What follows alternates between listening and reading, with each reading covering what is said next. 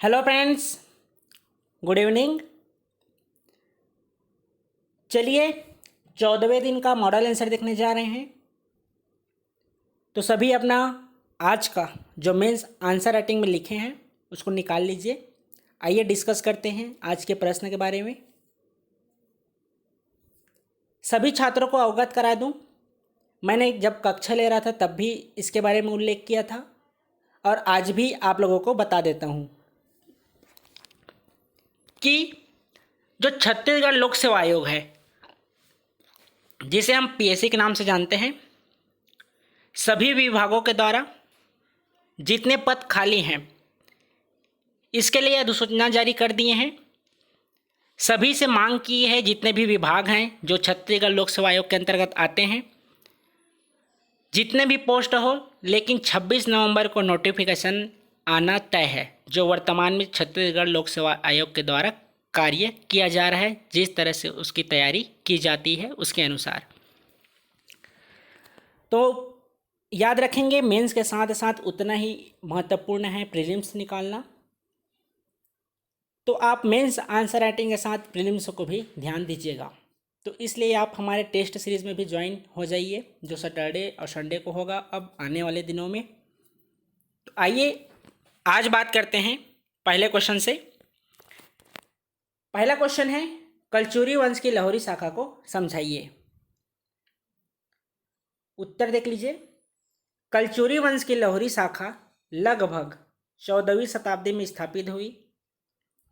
संभवतः केशवदेव इस वंश का प्राचीन शासक था, जिसे इस वंश का संस्थापक माना जाता है। एक बार और देख लीजिए। कलचुरी वंश की लाहौरी शाखा लगभग 14वीं शताब्दी में स्थापित हुई। संभवतः केशवदेव इस वंश का प्राचीन शासक था, जिसे इस वंश का संस्थापक माना जाता है। संभवतः रामचंद्र देव ने रायपुर शहर स्थापित किया तथा रामचंद्र देव के पुत्र ब्रह्मदेव ने रायपुर को राजधानी बनाया। इस वंश के प्रमुख शासकों के रूप में केशवदेव, रामचंद्र देव, ब्रह्मदेव तथा अमर सिंह प्रमुख शासक थे। लगभग 18वीं शताब्दी के मध्य मराठों ने 1750 ईस्वी में रायपुर पर आक्रमण किया। रायपुर के अंतिम शासक थे अमर सिंह। इन्होंने अधीनता स्वीकार कर ली। तत्पश्चात मराठा शासक बिंबाजी भोसले ने प्रत्यक्ष रूप से शासन किया और इसी के समय छत्तीसगढ़ के कलचुरी वंश पूर्णतः समाप्त हो गया। ये रहा आपके पहले प्रश्न का मॉडल आंसर। दूसरा प्रश्न देख लीजिए। प्रश्न दूसरा, कलचुरी कालीन सांस्कृतिक तथा धार्मिक दशा कैसी थी, बताइए।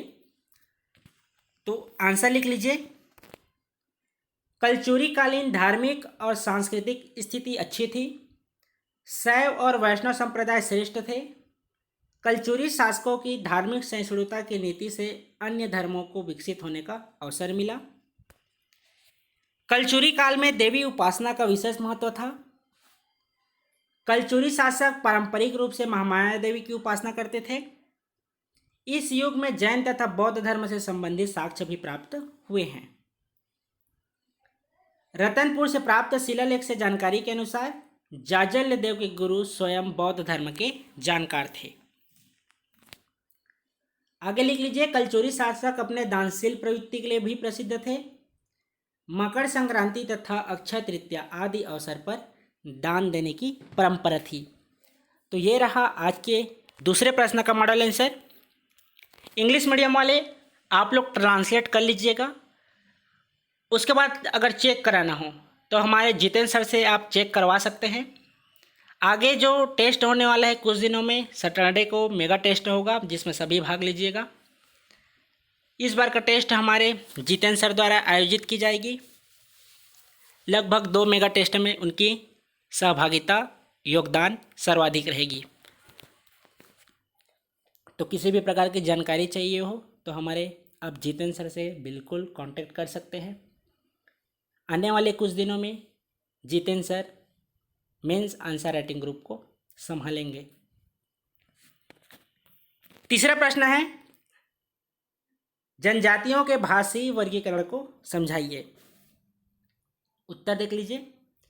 छत्तीसगढ़ राज्य में जनजातीय 3 भाषा परिवार में विभाजित है। मुंडा भाषा परिवार, आर्य भाषा परिवार और द्रविड़ भाषा परिवार। इसको हम प्रीलिम्स की कक्षा में भी पढ़े थे। मुंडा भाषा परिवार मुख्यतः उत्तर छत्तीसगढ़ के जनजाति है, जिसमें कोरवा, कुरकू, नगेशिया, मांझी, सौंता, बिरहोर, निहाल, खड़िया आदि जनजाति आते हैं। तो मुंडा भाषा परिवार के अंतर्गत कौन कौन से संभाग शामिल हैं? तो पहला आप देखेंगे तो सरगुजा संभाग, इसी में दूसरा आप देखेंगे तो बिलासपुर संभाग। इसके बाद दूसरा है आर्य भाषा परिवार, मुख्यतः छत्तीसगढ़ के मैदानी क्षेत्र के अंतर्गत निवास करने वाले जनजाति, जिसमें पंडो, कंवर, बिंझवार, भुंजिया, हल्बी, भैना, बैगा, छत्तीसगढ़ी अन्य शेष जनजाति आते हैं। तो इसमें कौन कौन से संभाग शामिल हैं? दुर्ग और रायपुर।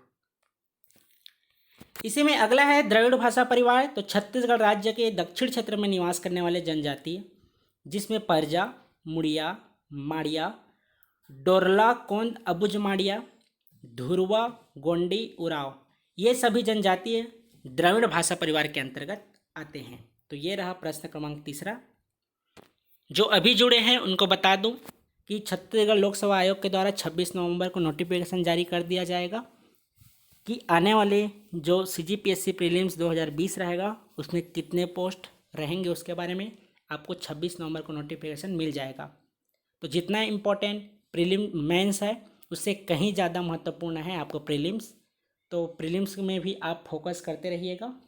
इसलिए अगर आप अपना तैयारी ज़्यादा करना चाहते हैं तो सैटरडे और संडे को जो मेगा टेस्ट होता है, जिसमें वनडे एग्ज़ाम को दृष्टिकोण से आप सभी के लिए रखा जाता है, उसमें अपनी सहभागिता दीजिएगा।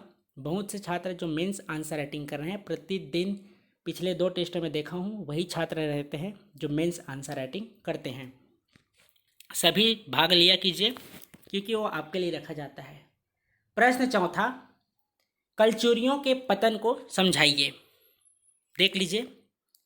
सन 1741 में नागपुर भोसला वंश के सेनापति भास्कर पंत ने रतनपुर पर आक्रमण किया, जिसमें तत्कालीन वृद्ध कलचुरी शासक रघुनाथ सिंह ने आत्मसमर्पण कर दिया। इसके पश्चात मराठों ने सन 1750 ईस्वी में रायपुर के लाहौरी शाखा के कलचुरी शासक अमर सिंह को अपने नियंत्रण में ले लिया। इस प्रकार 750 वर्षों तक शासन करने वाले कलचुरी शासकों का शासन समाप्त हो गया। एक बार और देख लीजिए कलचुरियों के पतन के समझाइए को।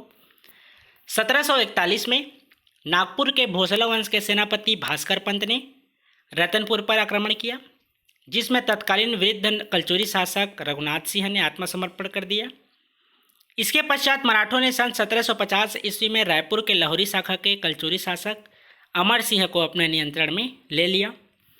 इस प्रकार 750 वर्षों तक शासन करने वाले कलचुरी शासकों का शासन समाप्त हो गया।